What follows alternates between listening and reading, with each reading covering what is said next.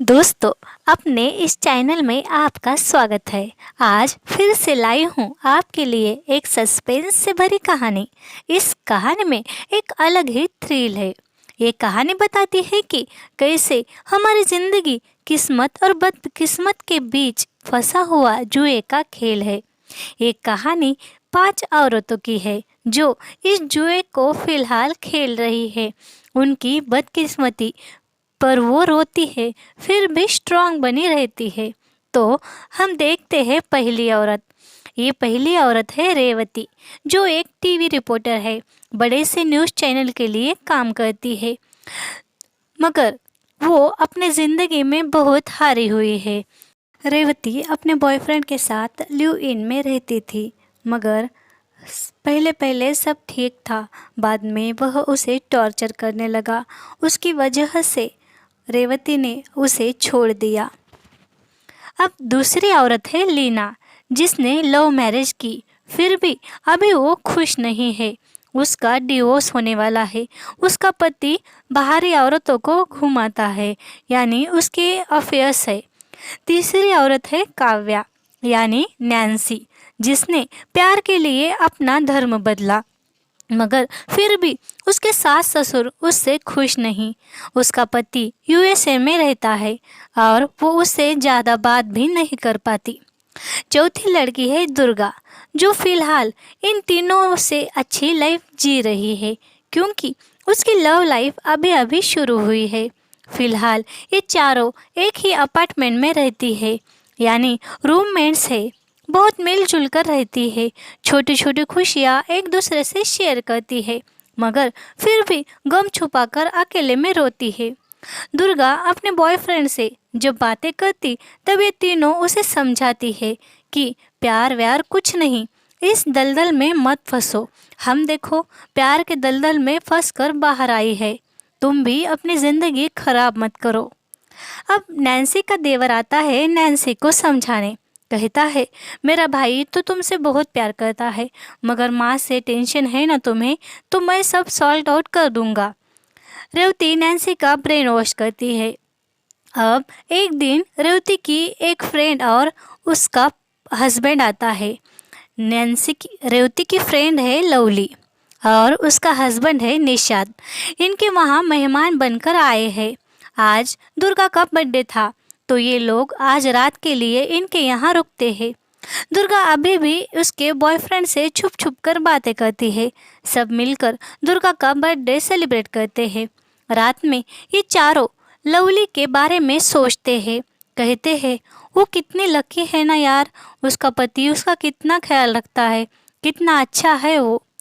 इधर दूसरे रूम में लवली और उसका पति सोए थे, मगर अचानक निषाद को हार्ट अटैक आता है और वो वहीं पर मर जाता है। लवली इन चारों के पास भागती हुई आती है और लीना उसके पास जाकर कहती है, यार ये निषाद तो मर गया। तब दुर्गा कहती है, इनके घर वालों को बुलाते हैं, वरना पुलिस को बुलाते हैं। तब रेवती कहती है, ये लवली का पति नहीं है, लवली का पति तो दुबई में रहता है, ये उसका बॉयफ्रेंड है। रेवती की ये बातें सुन लीना उसे थप्पड़ मारती है और वो तीनों वहाँ से निकल जाती है। अब सब लोग बहुत परेशान थे। रेवती को कुछ समझ नहीं आता। वो कहती है, मैं एक क्रिमिनल को जानती हूँ, उसे बुलाऊं क्या? तभी लीना कहती है, नहीं, वरना हम फंस जाएंगे, हम ही कुछ करेंगे। इधर लवली भी नीचे गिर जाती है। अब ये चारों निषाद की बॉडी को घर से बाहर निकालने का सोचते हैं। आधी रात थी, इसलिए सारा अपार्टमेंट सुनसान था। तभी नाइट ड्यूटी कर कर आने वाला आदमी आ रहा होता है। तभी ये लोग टॉयलेट में छुप जाते हैं। लीना कहती है, इसे ले जाना बड़ा हार्ड है, ये हमारे बस की बात नहीं। तू जो क्रिमिनल का कह रही थी, उसी को कॉल कर। तब रेवती उस क्रिमिनल यानी राघव को कॉल करती है। अब वो अपार्टमेंट में आ जाता है और निषाद की लाश को ले जाने लगता है। ये चारों भी उसके पीछे पीछे नीचे आती है। राघव जैसे तैसे लाश को ले जाता है। दूसरे दिन सुबह ये तीनों लवली को बहुत डांटते हैं, उसे बहुत भला बुरा कहते हैं। लवली और निशात कॉलेज से ही एक दूसरे से प्यार करते थे, मगर शादी नहीं हो पाई। कुछ सालों बाद अचानक उनकी मुलाकात हुई और फिर से इनका मिलना चालू हो गया और यहाँ आकर ये सब हो गया। अब इन चारों की जिंदगी बहुत टेंशन में चल रही थी। ये तीनों रेवती से भी नाराज थे। रेवती घर में अकेली पड़ गई थी और उसके बाद राघव ने भी कभी कॉल नहीं उठाया। रेवती राघव को कॉल कर रही थी मगर वो उठा नहीं रहा था, इसलिए भी रेवती बहुत परेशान रहती थी और बाकी की तीनों इसी डर में थी कि कहीं पुलिस को कहीं पता ना चल जाए, कहीं पुलिस हमारे घर पर आ ना जाए और ये तीनों ना फंसे।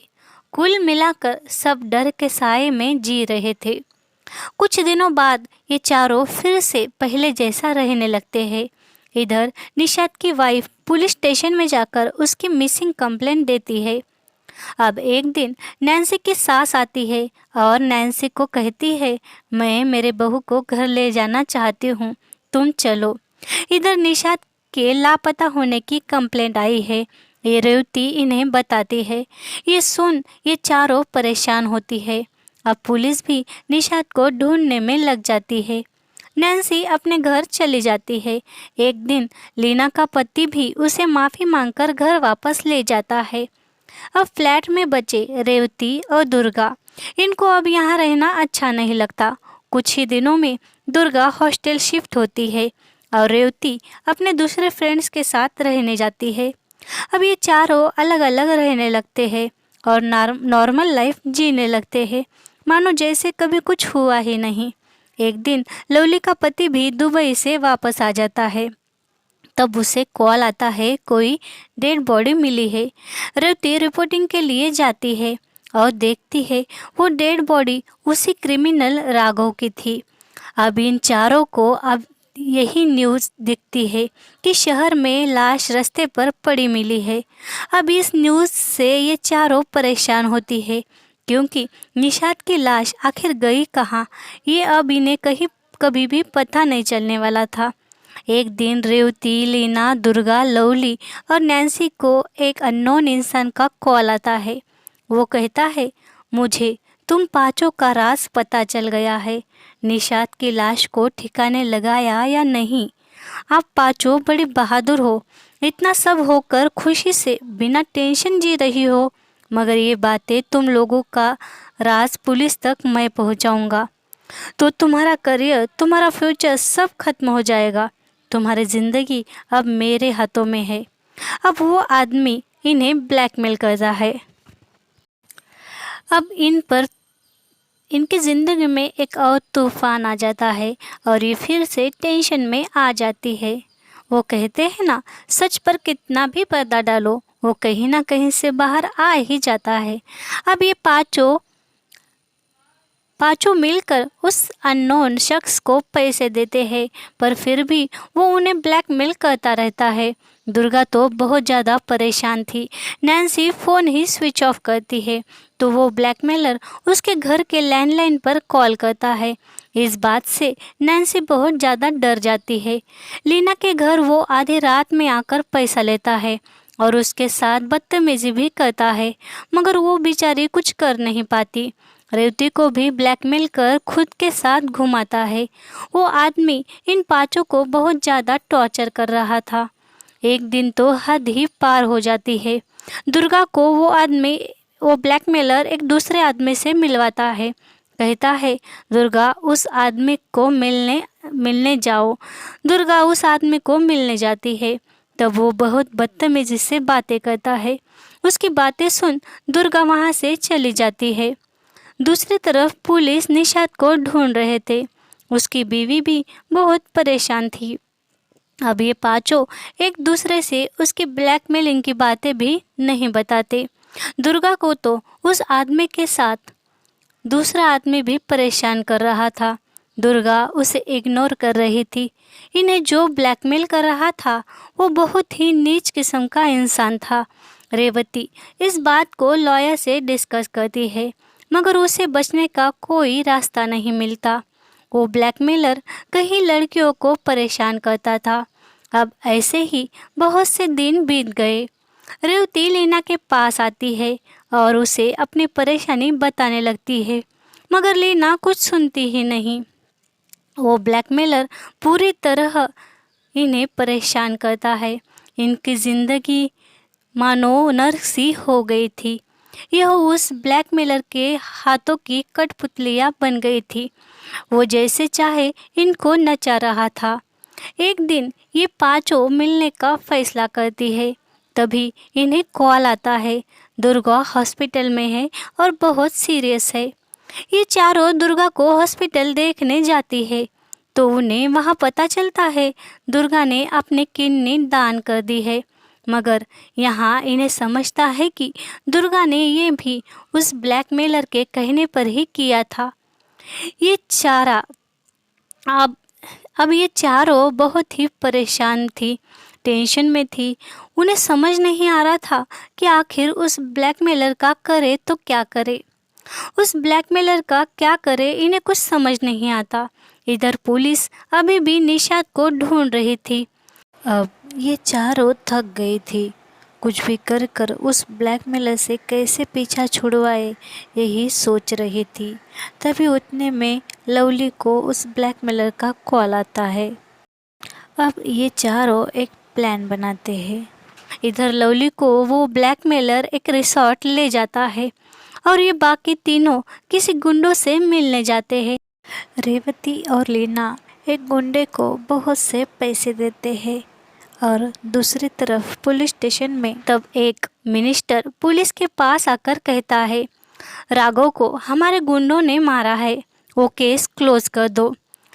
पुलिस वाला भी कुछ पैसे लेकर वो निशात का केस क्लोज कर देता है। अब कहानी जाती है कुछ महीनों बाद, जहाँ दुर्गा की तबीयत अभी ठीक हो गई थी। उससे मिलने ये सब लोग आए थे। इधर दुर्गा का बॉयफ्रेंड जो हमेशा फ़ोन पर बात करता था, वो अब दुर्गा से शादी करने वाला था। दुर्गा कहती है, अरविंद और मेरी शादी है तो जल्द ही आने वाला है। तब हम देखते हैं पास्ट का सीन, जहाँ लवली उस ब्लैकमेलर के साथ रिसॉर्ट में आई थी। तभी इन चारों ने उस ब्लैकमेलर को मार दिया था।